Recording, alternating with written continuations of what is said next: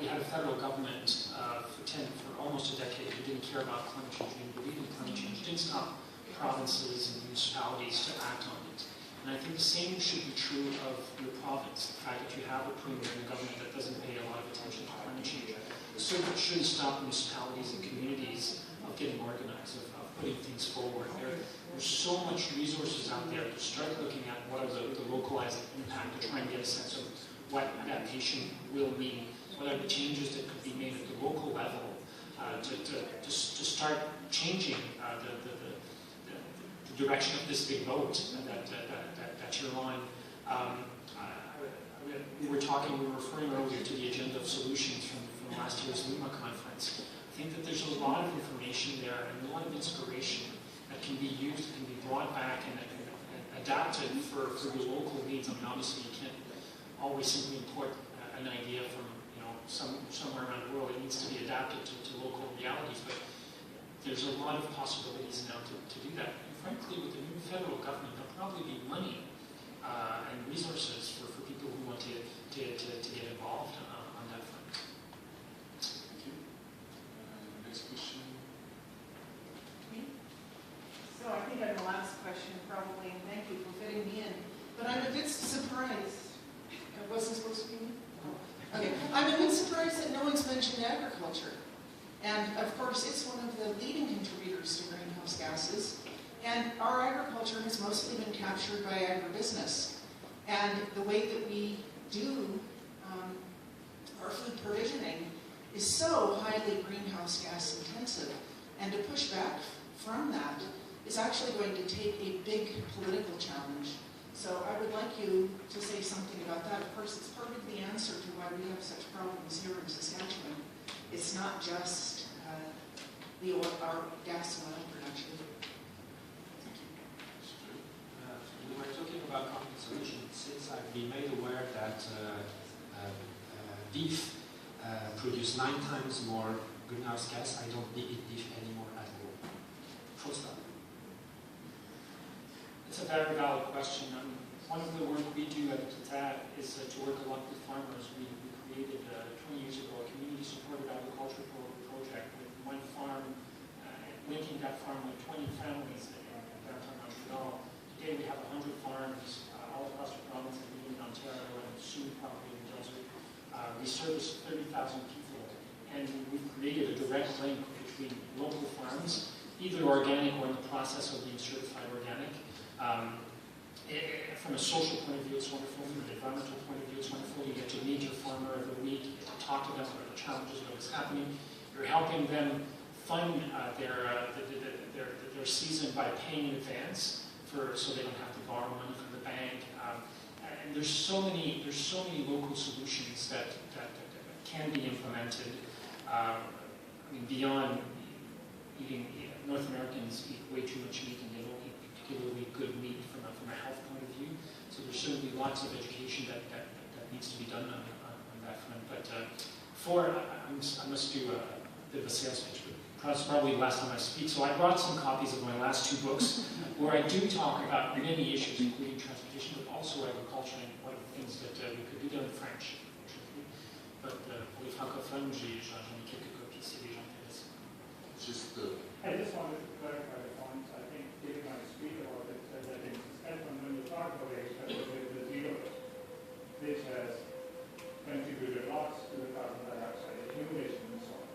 So there are practices when you talk about agriculture, it's one way gains, but there are other benefits which that due to the adoption of new technology, we have accumulated billions of tons of carbon dioxide in the soil in order to agriculture practices. So I just wanted to be that there are technologies which we have adopted in Saskatchewan. Just wanted to clarify. Thank you. One last question, and we're going to conclude. I can keep this quick.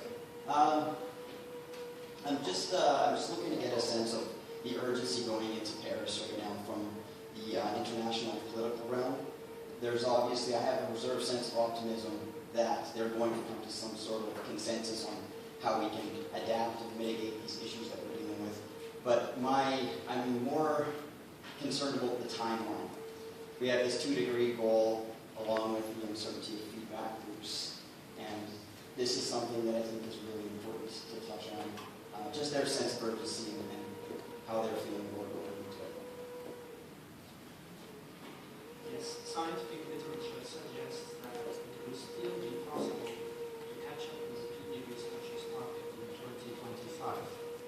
But if we don't act in 2030, it will be too late, no matter what we do. You know, it's like if you cook something on your kitchen, but you stop cooking, it's still cooking, and that is what's happening to our planet. So yes, the sense of urgency is very present in Paris, and that's why the action agenda is there. Is even if we don't have a good agreement, even if the agreement enters into force in 2020, then people, the government, can already act from now, from Paris. Paris is not important. What is important is what happens after. Thank you. And maybe one thing very, very important that we didn't say a word about it is we should not put everything, in Paris or other meeting.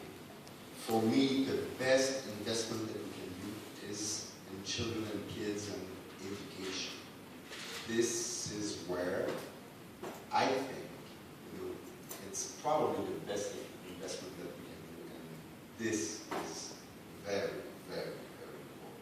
I was part of some COP before, and I saw the influence of kids on people around the table when it's time at the end of the conference, when everybody wants to go home, but we didn't have, agreed on a sentence or something. And then you have to start to do some compromise. And this is where it's very important to remember that we all have, a kid, some children that we know that we love, and we are doing that for them. And this is why we started our little program for Paris called drawtheearth.com, where we invite children of the world to make a simple drawing. And with the Prime Minister of Quebec and some other partners, we will give those drawings to all the UN people during the Paris conference, because I think that we need also to use emotion sometimes to touch people who will take the decision for tomorrow. Thank you very much. Unfortunately, malheureusement, on doit conclure maintenant. Alors d'abord, j'aimerais mentionner que certains d'entre vous ont apporté des documents.